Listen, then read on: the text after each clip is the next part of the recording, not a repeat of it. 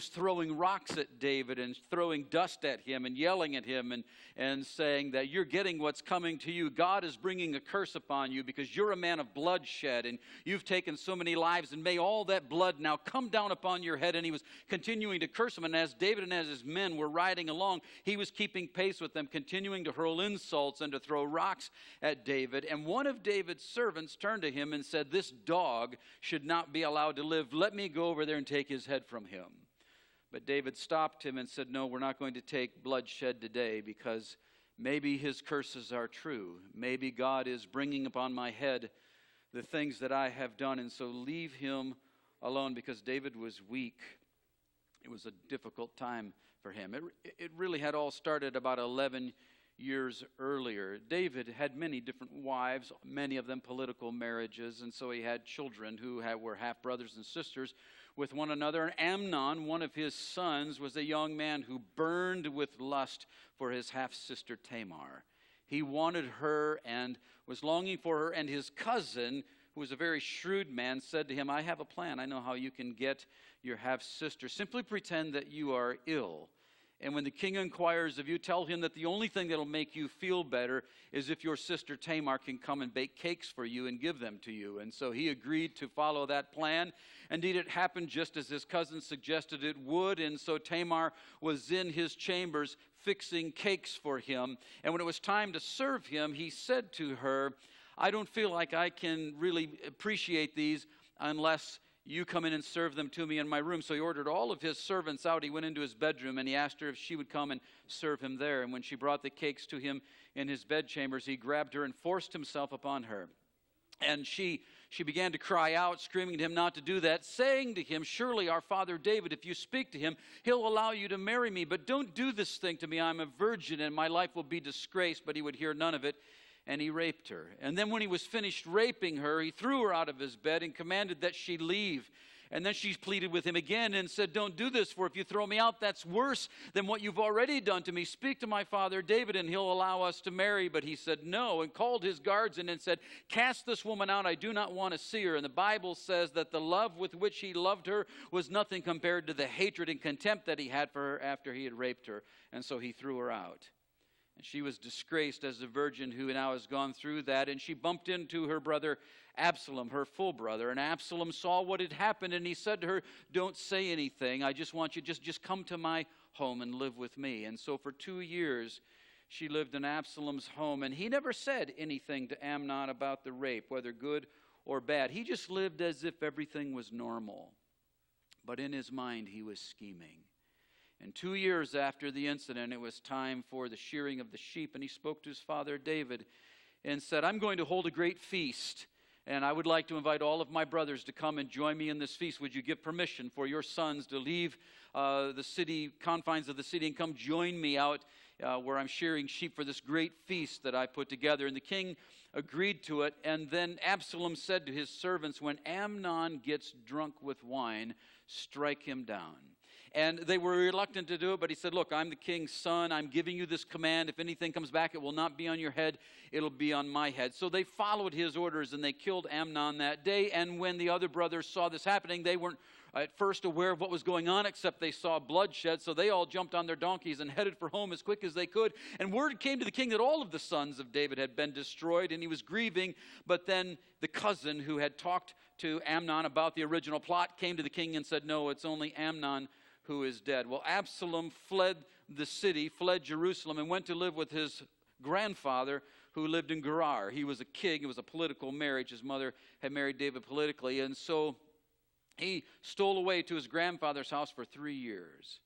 And at the end of those 3 years, David's anger began to subside toward his son Absalom for killing his other son Amnon. And finally, his general Joab talked him into inviting David back to Jerusalem. And so Absalom came back to the city, but David confined him to his own quarters where he had to stay in his home. He wasn't allowed to see his father, and he languished there for another 2 years. finally he needed to see his father. And so he sent word to Joab, the king's general, if he could just speak to him. But Joab would not answer his request. So he spoke to his servants, and he said to them, set his fields on fire. So they set the fire of the fields of Joab, who knew who it was, and came to Absalom and said, why did you do this? And Absalom said, because I tried to get in touch with you, and you wouldn't respond to me. But I have been languishing here for 2 years in my house, and I might as well be back at my grandfather's house. And so Joab spoke to the king, and the king allowed Absalom to come see him, and he bowed before the king and kissed him.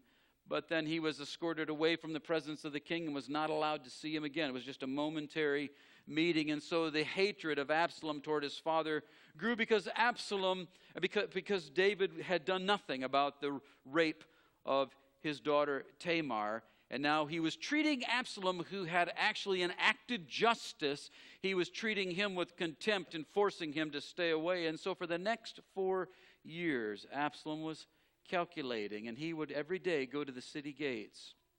And when people were coming in to see the king for a judgment, when they left, he would stop them, and he would ask them, so how did the king deal with you? And then he would say to them, if I were in charge, I would have done it this way. And he would always concoct a scenario that favored that individual. And they would bow down on their knees before him, but he would lift them up and say, oh, don't bow before me. I'm a brother with you. And he would embrace them. And over the next 4 years, Absalom won the hearts of the people. And so the day came when it was time to stage a coup against his father, to take his throne and to take his life. And so David is fleeing, and that's when he encounters Shimei. And so they leave the city, cross over the Jordan into the wilderness, and through a series of events, David and his men outsmart Absalom and his men. And Absalom is killed, and David wins back the throne. And now he's coming back to Jerusalem, reestablished as king. Now he has power, and he comes to the edge of the Jordan. And when he does, on the other side, there are 1,000 people there waiting to see him. And so his troops make their way across the Jordan River. And when they get to the bank, the very first guy to come out of the crowd of 1,000 to bow before him is Shimei, the man who cursed him and threw rocks at him. But this time his demeanor was completely different. He was on his knees, bowing before the king, begging for forgiveness, saying, I was wrong. I know that I did wrong, and I spoke evil. Please forgive me, king. You are the king. You're the sovereign. I will always serve you. God bless you, King David. And it was just a bunch of hooey. And David knew it.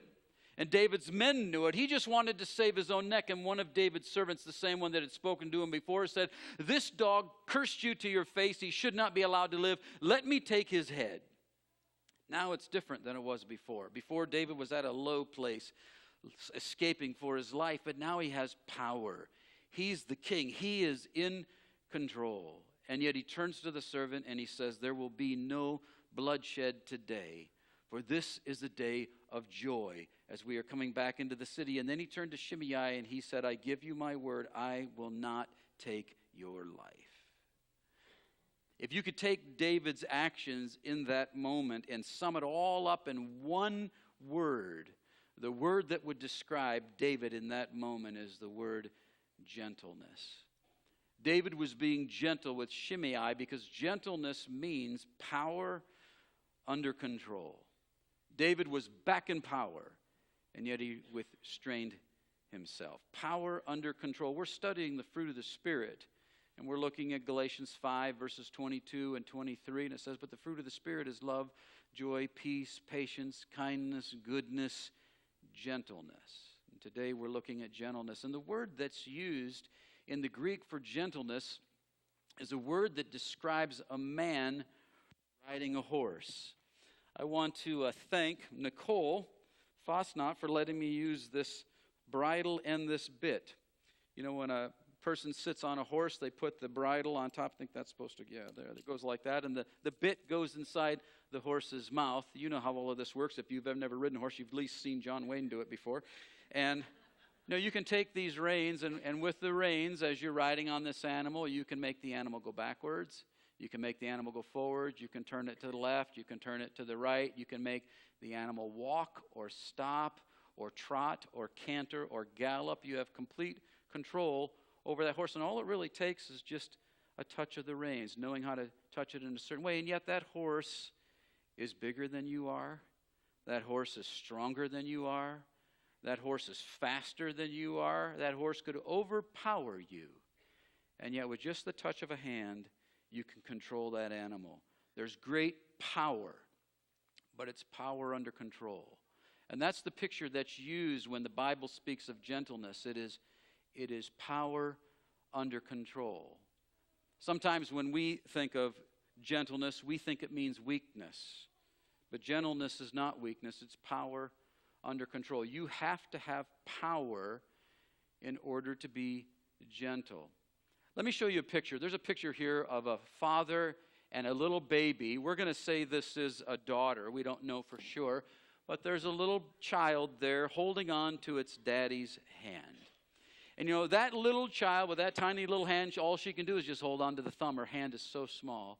And she could squeeze that father's hand as hard as she wanted to. And the most reaction she's going to get out of her dad is, that's cute. But that father, he could take that little child's hand in his palm, and if he wanted to, he could crush it until he literally broke the bones of that child. You see, that child has no capacity to be gentle because the child has no power. But that father has all kinds of power, and it's only in that sense that the father can actually be gentle, because it takes power in order to be gentle. In fact, the opposite of gentleness is not power. You have to have power in order to be gentle. Jesus was the most gentle man who ever lived, and yet on one occasion, while sleeping in the bow of a boat going across the Sea of Galilee with his disciples, a storm was whipped up on the lake. The disciples were afraid for their lives, so they woke Jesus up and said, "Master, do you not care that we are about to perish?" And so he stood up in the boat and simply spoke, "Peace, be still." And instantaneously the water became a sea of glass, and the wind stopped blowing. And at that moment, the disciples were more terrified of Jesus than they were of the storm. And they said, "Who is this, that even the winds and the waves obey him?" Jesus was the most gentle man that ever lived, and yet he had ultimate power to be able to command the winds and the waves, because the opposite of power, of gentleness, is not power. The opposite of gentleness is the abuse of power, which shows one to actually be weak. David had a son named Solomon who became the most powerful king in Israel. He had a son by the name of Rehoboam. So David's grandson, Rehoboam, was king. And when he came to the throne, some of the counselors who had been with his father Solomon came to him and said, "The people have been under heavy tax burdens under your father's reign. And if you want to win the hearts of the people, we would advise you to lower the taxes." But Rehoboam had some friends that he had grown up with, his buddies, and he had brought them onto his council as well to advise him. And they said, "Look, if you lower the taxes, the people will think that you're weak. You need to show them that you are even more powerful than your father Solomon. So don't lower the taxes, raise them." So when he gave his answer to the advisors, he said to them, "I am not going to lower the taxes, I'm going to raise them. Whereas my father bound them with cords, I will bind them with scorpions." And the people were incensed at what he had done, and it created a civil split and a division, and the kingdom of Israel was split in two forevermore after that point. And so this man, trying to show power, really just demonstrated his weakness. It was the abuse of power. Or let's just come to our own day. Maybe you are familiar with or have heard about the antics of the leader of North Korea, Kim Jong-un. I think Mike Huckabee calls him Kim Jong-cuckoo. I mean, the guy is insane. Kim Jong-un has his finger on the nuclear bomb, and he is insane. He believes that he is God. And everybody in his country is forced to worship him as God, whether they believe it or not. Just this last year, Kim Jong-un was holding a staff meeting, and his minister of education fell asleep during the staff meeting. He fell asleep when God was talking. And he wasn't reprimanded. He wasn't fired, he was executed. Not only did Kim Jong-un execute him for falling asleep, but this is the gun that he used. It's an anti-aircraft machine gun. Talk about overkill, as it would just literally rip this guy to shreds. That's the abuse of power. A very weak man trying to show that he is powerful by this flagrant abuse of it. You see a contrast between gentleness and the abuse of power actually with Jesus and the disciples. When they were passing through Samaria, they came to a Samaritan village, and it would have been so much easier, because they were going to Jerusalem, it would have been so much easier to pass through the village, but the Samaritans came to the edge of town and forbade them to walk through. They had to go all the way around, and the disciples were offended and incensed, and they turned to Jesus and they said, "Command down fire to rain on them like Sodom and Gomorrah." And Jesus refused to do it. So here is Jesus with ultimate power. He could have done it. He could have rained down fire upon that city, but he refrained. He showed gentleness, which is real power. But then you contrast that with the disciples who had no ultimate power whatsoever, and they're saying, "We've been offended. Destroy them all because we've been offended." It's the abuse of power. That's the opposite of gentleness. And so the question is, why do we do it? Why do we abuse power? You know, you've heard the saying that ultimate power corrupts, or absolute power corrupts absolutely. So why do we do it? Well, sometimes people abuse power because they're insecure and they're fearful. It's the bully syndrome, like the bully that goes into the playground and he beats up the weakest kid because he's insecure about himself. That's who Kim Jong-un is, an insecure little man. Most of us, though, probably one of the reasons we abuse power is because we value position more than we value life. Let me give you an example of what I mean. Say you're walking down the wood, you're in a trail in the woods. And while you're walking down this trail, you come across a big black bear. I don't know if you've ever had that happen to you before. I have. I wasn't on a trail. I was running on the road that we lived in northern Maine. We were way out in the country. And as I was jogging, it was really jogging, not running. As I was jogging down the road, out from the woods onto the road comes this big black bear. And as hard as my heart was beating from the run, it accelerated exponentially when I saw the black bear. It was just going crazy. And that black bear took off. Fortunately, he was going in a different direction than me, and he shot across that field as fast as a horse as he was running. But when I saw him, immediately I was, all the adrenaline was flowing in that moment, because if you meet a bear on a trail, you are going to show that bear respect, because that bear is high enough on the food chain that he could eat you. But if you're walking through those same woods, and you step on a rock, and you happen to notice that when you stepped on the rock, you actually also stepped on an ant and crushed it, you wouldn't care about it at all. You wouldn't even give it a second thought. You'd take that little creature's life and keep on moving and not really worry about it. Because after all, what's an ant? We value the ant's life, or the bear's life, more than we value the ant's life, because the bear is higher up on the food chain, and yet the ant has life just like the bear does. The ant feels pain just like the bear does. The ant wants to fight for survival just like the bear does. But we value position more than we value life. And you might say, well, you're talking about animals, come on. But we do it in the realm of people too. Who do you show more respect to? The janitor of a company or the CEO of a company? Who do you show more respect to, the bus driver at school or the superintendent at school? The bus driver and the janitor, the superintendent and the CEO, in God's eyes, they're all equally valuable because they all have life. But we show deference to one more than the other because the CEO and the superintendent are higher up on the corporate food chain than the custodian and the bus driver. We value position more than we do life. Now, none of us are ever going to be in a position of authority like a Kim Jong-un. But every one of us are in relationships from time to time where we have the power in the relationship, where you have the upper hand over that person, and you have the power to hurt them. And sometimes you're in conflict with that individual, and the temptation arises to tell them off, to hurt them, to say mean words, to do things that will be harmful to them. And the question is, what do you do in that moment? Do you refrain or do you attack? And it's absolutely everything when it comes to relationships. You probably noticed when you came in, I got a door standing here. Maybe you're wondering, what in the world is that door for? But I want to talk about this door for just a minute, this glass door. This glass door represents that thing that stands between you and your goal. You've got a goal out here, and there is a glass door that's standing between you and the goal, keeping you from reaching your goal.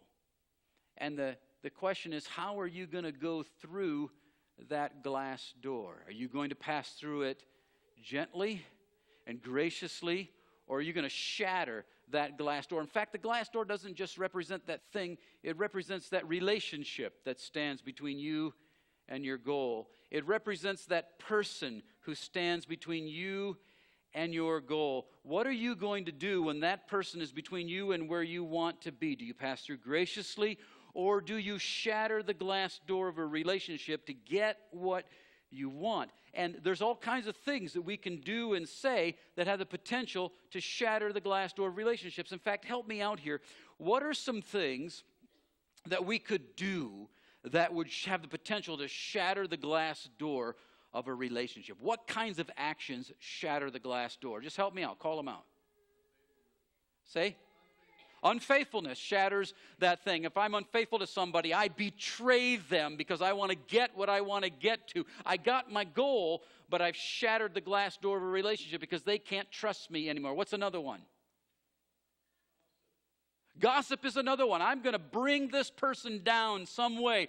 I'm going to talk about them because I need them out of my way so I can reach my goal. I've shattered the glass door of a relationship. It might be anger. I can tell this person off. I can yell at them, scream at them, intimidate them, and I get what I want, but in doing so, I've shattered the glass door of a relationship. It might be selfishness. It might be careless words. It's all kinds of different things. Pride, insecurity, jealousy. All of those are actions that can shatter the glass door of relationships in order to get what we want to get. So the question is, when I have some person that's between me and my goal, especially if I'm in the position of power in this relationship and they're in my way, how do I pursue my goal without shattering the glass door? And that's where gentleness comes in. I want to share with you today what I call the 3 T's of gentleness. The 3 T's of gentleness. And the very first one is the word tempo. T-E-M-P-O, tempo. Tempo refers to speed. For example, a fast song. Here's the fast tempo. That's a fast tempo. Or dun da da, dun da da. That's a slow tempo. And so the tempo at which we approach a relationship has everything to do with whether or not we shatter the glass door to get to our goal. James chapter 1 verse 19 says, "Let everyone be quick to hear, slow to speak, and slow to anger." It's talking about tempo, the tempo of response. Quick to hear, slow to speak, slow to anger. Because if I'm quick to anger, I'll shatter the door. But you know, the only way that I can keep from being quick to anger is I've got to make sure I'm not quick to speak. Because when I'm quick to speak, I can make assumptions, I can make judgment calls, I can begin to argue my case, which always leads to anger. And if I want to make sure that I'm not quick to speak, the way that I have to do that is I have to be quick to listen. When James says, "Let everyone be quick to listen," or to hear, the word that he really is saying in the Greek is listening. There's a difference between hearing and listening. You know what I'm talking about? You're talking with somebody and you're hearing what they're saying, but you're not really listening to what they're saying. Have you ever been accused of that? You're not listening to me, and you're like, "I'm hearing everything you're saying." No, you're not listening. Anybody here ever have that? Yeah, no? Oh, you guys are so righteous. Not me, man. I do that all the time. Right? Because here's what's happened. We're in a conflict with somebody, and they're keeping us from our goal, and they're talking to us, but we're not really paying attention to anything they're saying. What we're doing is we're thinking about how we're going to respond. We're thinking about how we are going to come back at them, what we are going to say. But when we are quick to listen, we're pausing enough to pay attention not only to what they're saying, but what they mean. We're trying to absorb their perspective, their understanding, so that we can respond according to where they're really coming from, and we're not focusing on what we want to say in that moment. That's vital. The tempo of our interchange is vital if I want to keep from shattering the glass door. The second T of gentleness is tone. In Proverbs 15:1, it says, a gentle answer turns away wrath, but a harsh word stirs up strife. A harsh tone stirs up strife. It has the potential of escalating the tension in the relationship. And it may be the raising of the voice. It could be the clear evidence that you are becoming angry as you're getting faster and you're speaking and you're getting louder. But sometimes it's not that. Sometimes it might be that you have a sarcastic tone. It may be that we have a condescending tone. We could say even the right words, but we might have a superior tone or a snarky tone when we're speaking. And when we do that, it's like pouring gasoline on the fire instead of pouring water on the fire. In fact, the tone of voice that I have gets out of control when I disobey what James said. If I'm slow to hear and quick to speak, that leads me to having the wrong kind of tone. Maybe you've got to back up a moment and just pause. Maybe you have to pray. Maybe in that, you got to do a Nehemiah prayer and shoot up to the Lord and say, Lord, help me in this moment. Maybe you got to take some deep breaths. But we have to be careful of our tone. That has everything to do with whether or not we'll shatter the glass of a relationship. The third T of gentleness is tact. Tact. The Apostle Paul was preaching in Mars Hill. That's a section of the Roman Empire that was very Greek. One of their pastimes, they had a great arena, and all of the philosophers would come to the arena and they would hear people speak and they would debate and philosophize and just share ideas. So they were open to all kinds of ideas. And they had invited the apostle to come and speak to them. Well, he had walked through the city earlier that day and he had noticed this is a very pagan culture. They had statues to gods everywhere. Every kind of god you could think of, they had worshipped that god or put up a statue and worshiped to that god. What Paul could have done when he stood before the philosophers in the arena, he could have said something like, I've been through your city and I've noticed that you've got statues to all different kinds of gods. You need to understand all of those gods are false gods. They're just idols. There's no life behind any single one of them. In fact, if there's any kind of life or presence at all, it's a demonic spirit. And if you worship those false gods, you will go to hell. There's only one way that you're getting to heaven, and it's with Jesus. And he could have shared that kind of a message, and maybe technically it's true. But he would have shattered the glass door of a relationship because they would have shut him down and never listened to a single word he said. Instead, what he said was, I've gone through your city and I've noticed you have all kinds of idols to all kinds of different gods. And I noticed on one of those statues was the inscription to an unknown God. And today I want to talk to you about who that unknown God is. In that approach, he didn't condemn their other gods. He didn't tell them they had to give their other gods up. He didn't tell them they were heading towards judgment. He just shared the message of Jesus. Now, those things maybe will come later. But he needed to open up a doorway, a pathway to share with them the message of who Jesus Christ is. And a number of them invited him back to speak a second time, and a number of them gave their lives to Jesus Christ. Tact. So tempo and tone and tact are absolutely vital if we're going to pursue our goal and not shatter a glass door of relationship, if we want to move through that door with grace. Here's the thing we got to understand. This is absolutely vital. When you have a goal in your mind, you got someplace you want to go, something you're going after, something you want to be, something you want to achieve in your life, often it's like glass that you see right through whoever's in your way, and all you see is that goal that you're going after. And if you have to shatter a relationship to get there, so be it. But understand this, as far as God is concerned, the most important thing in this scenario is the glass door of a relationship. This glass door of a relationship is far more important to God than any goal you're going after.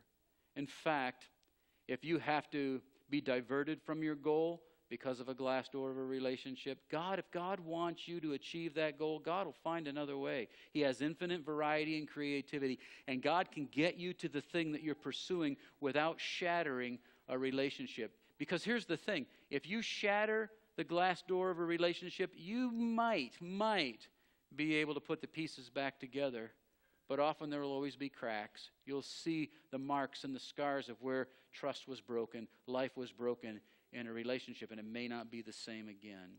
This is more important to God than the goal. Jesus was the most gentle person who ever lived. Isaiah prophesied 750 years before the time of Christ, and in Isaiah 42 verse 3, he said, "A smoldering wick he will not snuff out, and a bruised reed he will not break." You've seen a smoldering wick. You know how it is when a candle's burning and suddenly it loses its flame, but you can still see the red glow in the wick.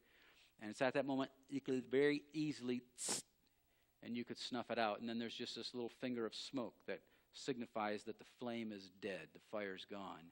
When Jesus sees us at a place where we're at our weakest, where we're at our most vulnerable, at a place where we are struggling, we are a smoldering wick, what Isaiah prophesied is that he will not snuff us out. In our place of weakness, like a bruised reed that could so easily bend, he'll not come along and just bend you over, but he will embrace you and brace you to help you to become strong again. Why? Because Jesus is gentle. In Matthew 11, 28 to 30, he said, "Come unto me, all you who are weary and heavily burdened, and I will give you rest. Take my yoke upon you and learn from me, for I am humble and gentle in heart." And thank God he is gentle in heart. Because when Jesus was hanging upon that cross, there were people all down around the foot of the cross, and they were mocking him. And they were saying, "If you're the Christ, then why don't you come on down from that cross? If you're the Christ and you have all of this power, come." And yet he chose to stay on that cross. And I thought over and over again, I am so glad that I wasn't the one hanging on that cross and yet had his power. Because if I had the power that Jesus did and they were mocking me like that, I'd have pulled myself down, grabbed them by the neck, and beat their heads in with their own arms. I would have yanked them off their body, and nobody would have gotten saved. Jesus didn't do that. He stayed there. He could have come to the cross. Jesus stayed there on that cross because the power of his love was greater than the temptation for vindication. That's gentleness. It's power under control. And the fruit of the Spirit says that God wants to do that in you. He wants to exhibit his power under control in your life and my life. So when I'm facing a glass door of a relationship, I don't smash it and rush through it, but I approach it with the grace of Jesus Christ. Today, as we share in